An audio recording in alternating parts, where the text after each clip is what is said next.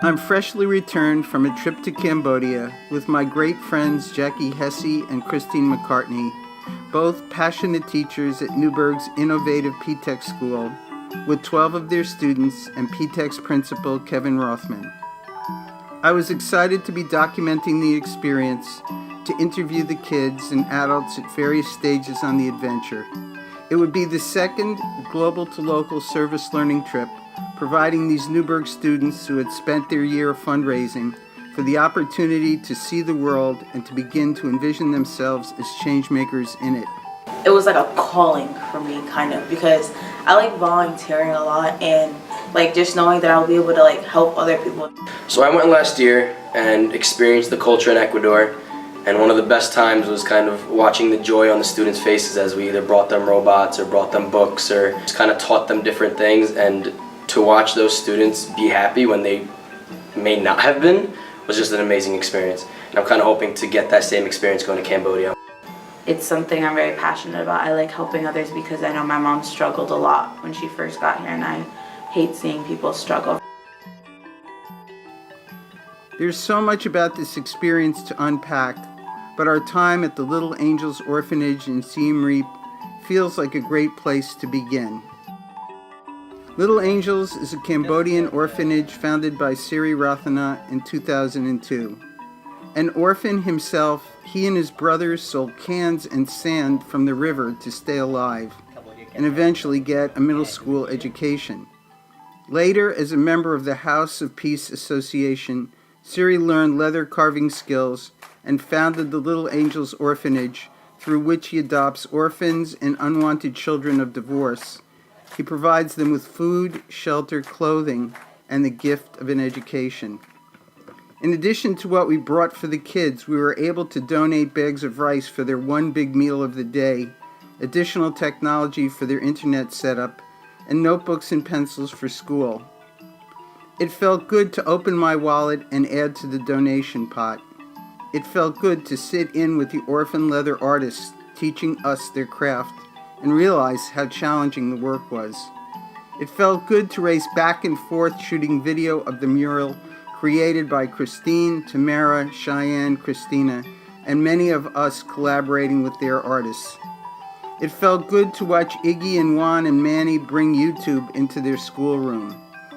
And when it was our turn to host them at our local homestay, it felt good to watch Kim lead team building between our students and the Little Angels, finding creative ways to communicate, to share a day of fun and food and friendship. A few days later, visiting the Cambodian Landmine Museum, we met Bill Morris, project manager for the organization, who shared the story of their ongoing efforts to clear landmines from the Cambodian countryside. Inspired by the founder of the museum and orphanage, an ex-child soldier, Aki Ra, who became expert at locating and defusing landmines and bringing the orphaned and disabled children home for he and his wife to raise. As Bill spoke about his own story, a young teacher drafted during the Vietnam War, who even though he never saw active duty became an anti-war protester, and when he first visited Cambodia was so moved by Aki Ra's work that he and his wife eventually moved to Cambodia and now work alongside Aki Ra. Again, I was itching to open my wallet and leave whatever I had with him to support their work. It's been my way of helping through hurricane disasters, political upheavals, and epidemics. But the wallet was losing its authenticity. So it's fitting that I saved Kim White for last. It was Kim who crafted our Cambodian experience, and over the course of our 12 days in Cambodia, with the luxury of time, I got to know Kim as he shared his love of teaching science and later leaving the classroom to lead teachers and their students into the wild on service learning and adventure trips throughout Southeast Asia and India. And if that weren't enough, what he seemed most personally passionate about was his work in hill tribe areas of northern Thailand, where his mission is to bring wheelchairs to disabled kids. It didn't take me long to wonder about how I might help. Puebla, Mexico, is a place where time runs as slowly as a turtle. From our earliest conversations, Kim was taken by my work with digital Because storytelling. everything is green. Big trees, flowers, and a beautiful baby blue sky. So when you look around, you can comprehend that nothing in nature lies. After sharing some of my pieces with him, it was clear that he saw this method of storytelling to be perfect for a project he was working on in Thailand with Burmese women refugees fleeing their country on the northern border. But as our conversations continued, and as I watched Tamara give out her toys at the orphanage, I watched Jackie add more and more Cambodian words to her vocabulary, watched our students rise to every challenge, and play back the voices of Bill, Rathana, our guides, and all engaged in good works.